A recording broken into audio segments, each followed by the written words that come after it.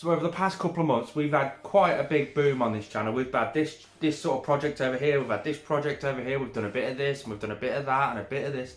So we've never actually focused on everything. Well, that's what this video is all about. We're just gonna have a run around, a roundup, show you the growth on various enclosures, the plants, the animals, the projects we've got going, just loads of bits and bobs. A full roundup of absolutely everything coming up. First things first, check out the new merch. Absolutely perfect. Why does it say that? Simply because we say it an awful lot on the video. We've got more information on this at the end of the video. But what do you guys think? Absolutely perfect. This is just a tester, just to sort of let me know. It's the same company that do Brian Barczyk's and Clint Reptiles, all their merchandise. But we've got absolutely perfect. The new ones, which are linked, if you scroll up on this video, you'll see the shelf there. It's got a few little items of clothing there with it all on. But the new ones, the ones that are down there, have got Northern Exotics written over the top of the shoulders as well. It's only small lettering, about that sort of size, across the top of the shoulders, and absolutely perfect there. Loads of different colours, loads of different hoodies and jackets. There's loads of stuff down there. Go down there and have a look. And right next to the subscribe button as well, there's a join button. Click on that and have a look. That's the new channel membership. You can pay $1.99 and get loads of behind the scenes sort of footage, community tab posts which only the members can see, where we can add pictures, polls, text, loads of stuff like that. We've got a $5.99 version as well, where we're planning on doing extra videos dedicated to just the members. Only the members can see that. Now that's going to be, again, a bit behind the scenes, a bit more informal, a bit get to know you guys a hell of a lot more, just really in depth. We're also, this exact t-shirt just here that I'm wearing now, the Absolutely Perfect, hasn't got the Northern Exotics on the back. This is the tester one. It's an extra large. I'm actually going to be giving that away on the $5.99 membership as well, so make sure you check that out as well. Let's carry on with the video, shall we? So we're going to start in the reptile room. Obviously we've got all of that sort of stuff. We've got something quite special up in that corner. We've got those few bits there, updates on that. Down here we've got a baby up there as well. She's had a bit of stuck shed on her, so we'll have a look at that in a bit. Yeah, we've got loads of various bits and pieces to go through. Let's start with this. It's just quite simply one of my little jar enclosures that I make for the baby mourning geckos. But if you remember, when we emptied the mourning geckos out of that enclosure, we found one baby and we put it in here. Well, you may have also noticed we actually incubated one of the eggs. One of the eggs from in that enclosure had fell on the floor. So we'd incubated it. It's been in there for about a month's time and it actually hatched. So we do actually have two baby mourning geckos in this little enclosure. They're both doing absolutely perfectly fine, including Stumpy Tail that's in there. So that was really handy. I'm well chuffed that we do actually have the two babies left in there now, because we did go through a stage where all the adults were in there, but they were eating the babies every single time they hatched. So now the adults are actually in this enclosure. We're able to get the babies out. Now the adults are out of that enclosure, the eggs can hatch without worry that the adults are actually going to eat the eggs. How have we combated that? Wow. In this enclosure just here, the one we built, this is quite a famous one now. We've had a load of views on this with all the little bits and videos and bobs that we've done. But we've got these little egg cups here. Hopefully they'll lay their eggs in these, and yeah, we'll just go from there. Now one thing I have noticed here is I hardly ever see the mourning geckos now. I normally see one up in this back corner on top of that wood, but it's not there now. Yeah, I hardly ever see them now, so I might need to get one or two more just to sort of make it a bit more visible. But they are eating. You can see how they're eating just there. And yeah, so far this is looking absolutely amazing. It really is. I love it. Right, let's move over. There's the old adult enclosure. You can see the eggs up in that corner. Hopefully they'll hatch soon. Then I can move the babies out into one of those little enclosures just there. And then I'm going to try and turn that into a nursery sort of thing. So I'm going to get the background out. All the problems that are with this is they can get behind the background, they can get out of the vents. So I'll be able to modify the enclosure to build a nice environment for the babies. And I can use that as a big baby sort of... I can stick like 10 or 12 babies in there basically and just let them grow up like that. Yeah, it's working perfectly fine anyway. I absolutely love that little setup. Look at that mess up there. That's an absolute disgrace. But what we got there? New Dawn T5. So that's the plant grow LED light. That's going to be for either that or that. The Pro 10 LED, that's that new little light just there. Now I love that light because it blew up the pothos plant in there. It grows massively. There's a couple of settings on that light as well. Let's have a little play. Look, you can go from like a blue sort of dawn and dusk sort of appearance to full lighting unit. I absolutely love it. But yeah, got that. That's the new a Ferguson Zones Eco T5 unit. It's this unit just here actually. But that's going to go for a new leopard gecko build. Let's go and see it. Because I started working on it and then I just sort of stopped. That big bioactive mourning gecko build sort of took priority. But let's have a look inside here.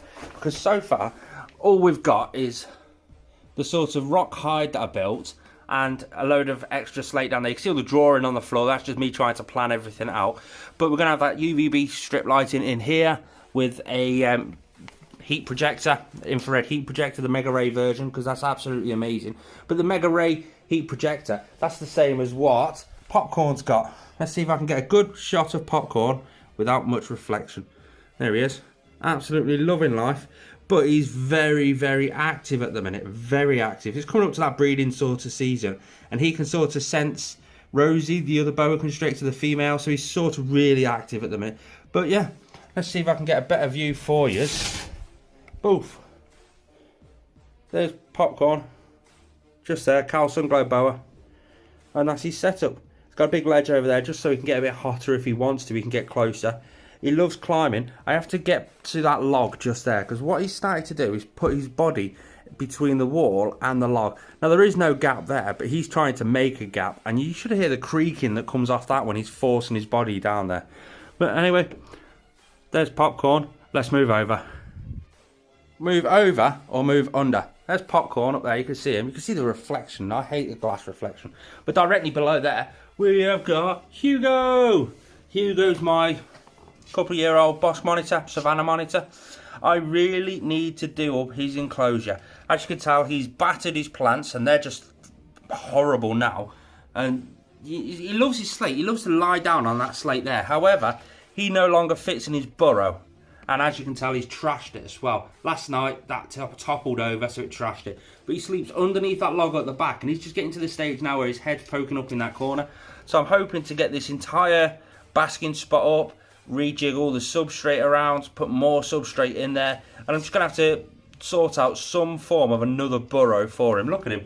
He's absolutely loving life. Aren't you, mate? Aren't you? Right. Above that big double deck one just there, you've got the Savannah monitor and the Cal Sunglow boa. Check out that enclosure. I love that enclosure. But directly above it, just up there, whoosh, that's our baby dubia roach colony. Now it's only there because we've got a heat bulb just there and it transfers through the top of the wood, heats up that enclosure, and that's doing absolutely fine as well. But that's sort of like babies to mid-adults at the minute. And speaking of Rosie, there she is. She's getting up to sort of sexual maturity, so she is being quite active. She's due a feed in the next day or two, so that'll be quite fun. She's just shed last night. I only found that out because you can see the shed just there. So she sort of hooked her body underneath the branches and sort of went underneath the hide. So I have to get that sort of shed out somewhere soon. But she's doing as well as always. She was a rescue when we first got her. She sort of come in as, oh my god, I no longer want this baby boa constrictor because she bit me just like every boa constrictor would. Right, directly underneath her, boof, Diego. Where is he? He's always up on there. There he is. Hello, buddy. How's it going today? He loves just lounging around up there. But yeah, feeding day. He's had a bit of a munch today. Yeah, he's just being his normal self. I could do with tarting this enclosure up. It's been like this for a fair few years now. I don't know. It's an absolutely amazing sort of heating and lighting setup. But yeah, it's got his branch there. One thing people don't know about bearded dragons is they are semi-arboreal. So giving them that opportunity to climb just helps enrich them that little bit more, doesn't it, mate? Doesn't it, mate? That's Hugo's enclosure. Not Hugo. That's Diego's enclosure. He seems to like it. That's just the snake hide. You can see the opening for the snake hide, but the only reason it's there is so he can lie on top of it because it absorbs a load of the heat. When the bulb goes off, the heat gets retained down there because of the surface of it. It's like a ceramic sort of surface. Diego, you going to wave bye-bye with your sexy legs? No? Okay. Mushu. Whoa, whoa, whoa. Easy, Mushu. Easy, Mushu. See, Mushu is still quite a wild animal. If you don't know the story of him, there's a wood company and they got a shipment in from South Asia and he came in that shipment. That's the story with him. The police was a case of he's not a threatened species. You either take him and keep him as a pet, come and pick him up, or he's just going to get destroyed. I couldn't let that happen to you, could I, Mushu? But underneath him, he's a he. He's not a boy. No, I've messed that one up, haven't I? He. And he. Ooh, there's Charlie, our super pastel yellow belly royal python. He's looking good. I don't really show him too much that often, but he's just sort of a typical pet snake. That's basically it. I am aiming to give him a lot more sort of an enriched environment, so to speak. He actually escaped last week. He really did escape. It was scary as anything. I come in and that top vent was pulled out. He had that fake plant attached to the vent to keep it holding up, so it would give him like a hide area behind his hide. And I've never had a problem since.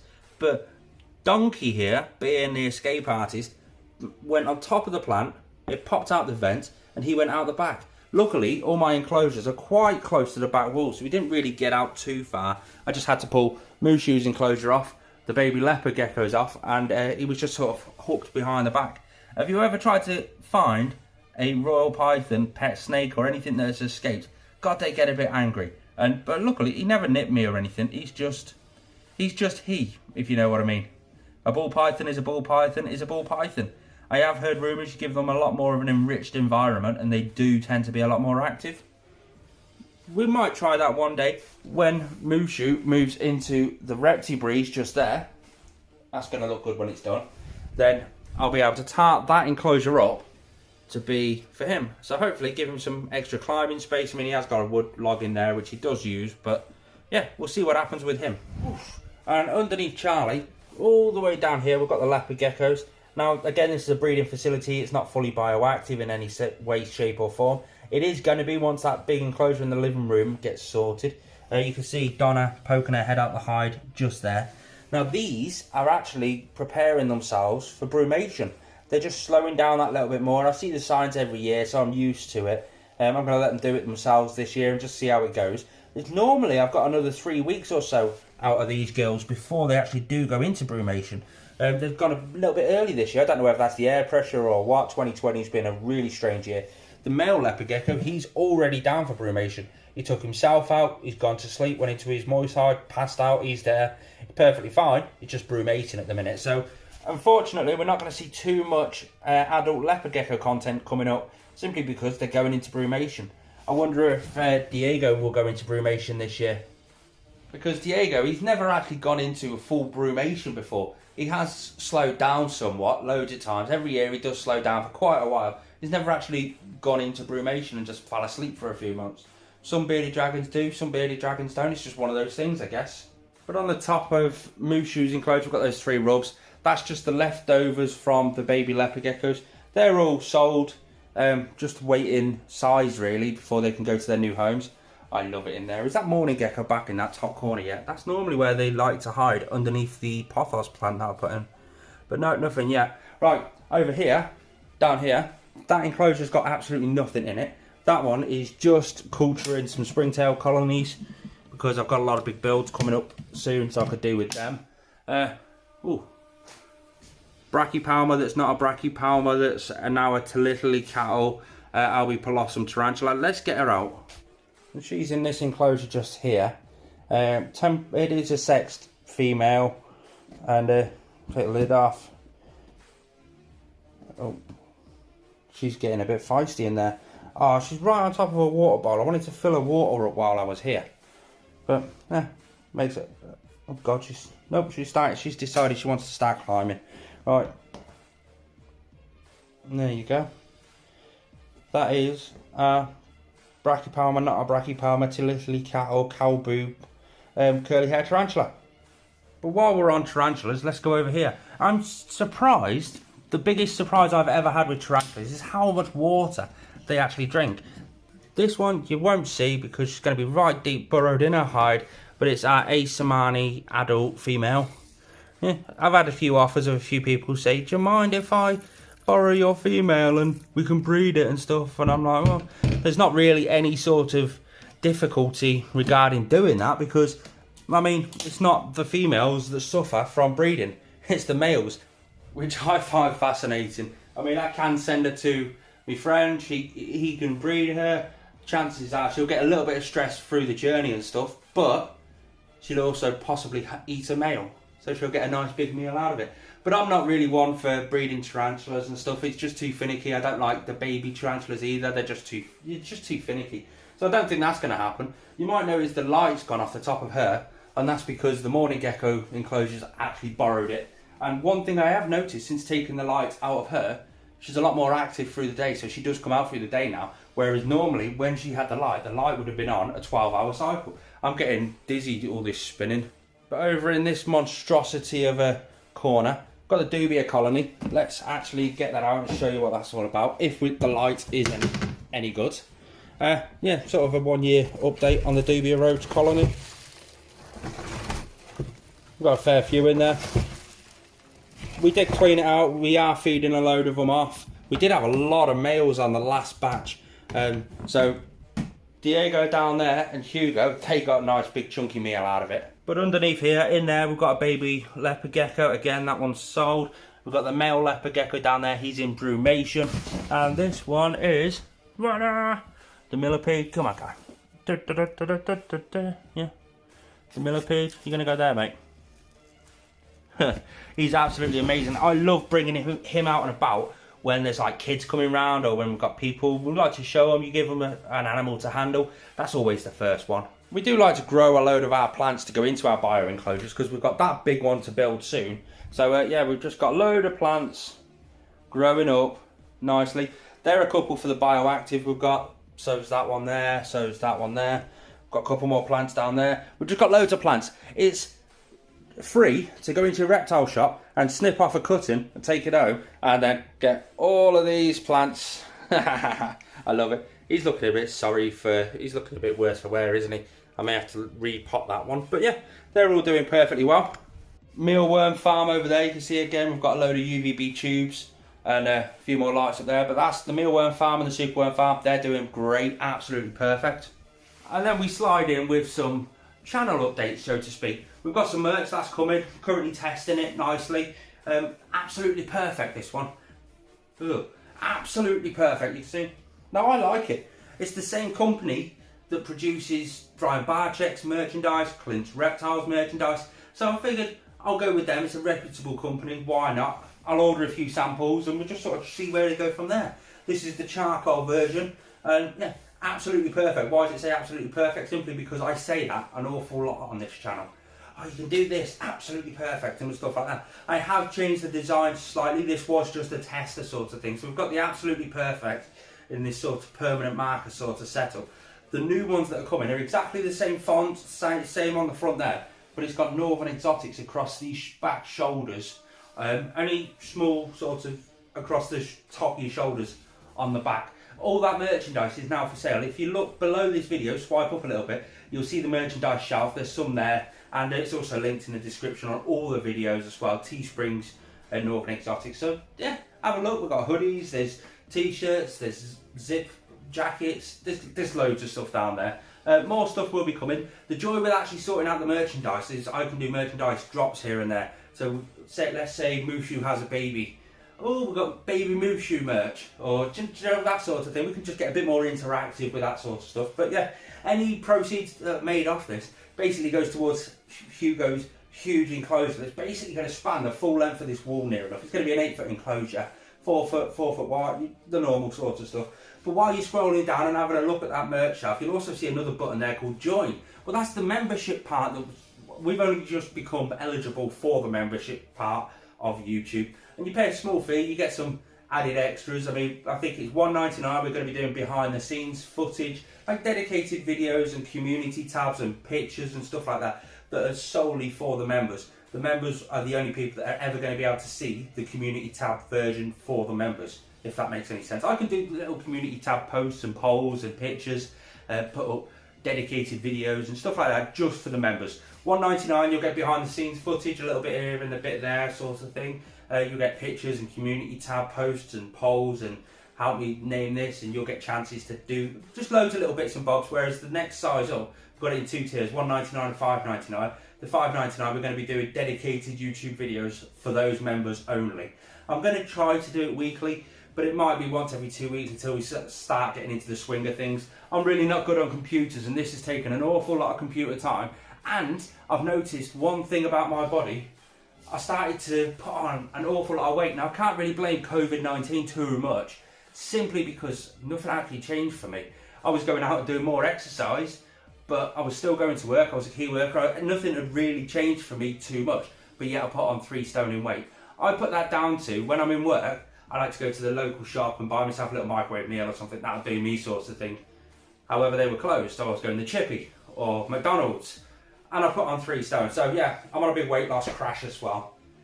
I have spoke too much. Either way, we've now got channel membership, so just go and have a look. If you click on the join button, you can have a look at all the features and stuff like that. And we've got channel merchandise, that's now available below as well. And we have got some big projects coming up. The big leopard gecko build in there, that's coming up. We've got the big Reptifiles just here, that's coming up. We've got the mourning gecko updates. There's so much going on here at Northern Exotics. It's unreal. I really appreciate all you guys for all your help and support throughout the years, keep getting me this far. I mean, 13,500 subscribers. That's insane. Only 82% of people are actually subscribed to this channel, which is a hell of a lot better than what it was last month, because last month it was 89% that were unsubscribed to the channel. So, hey, having 82% now, yeah, we're improving, let's just say that. But if everybody who watched the channel actually subscribed, if everybody who watched the channel actually subscribed, we'd be on over 100,000 subscribers, and I'll be able to afford financially to do this full time. How amazing would that be? I absolutely love this job, so thanks for all of your help, all of your support. Thanks to the Patreon supporters, anybody who decides to check out the membership and the merch. I love you all. Peace out.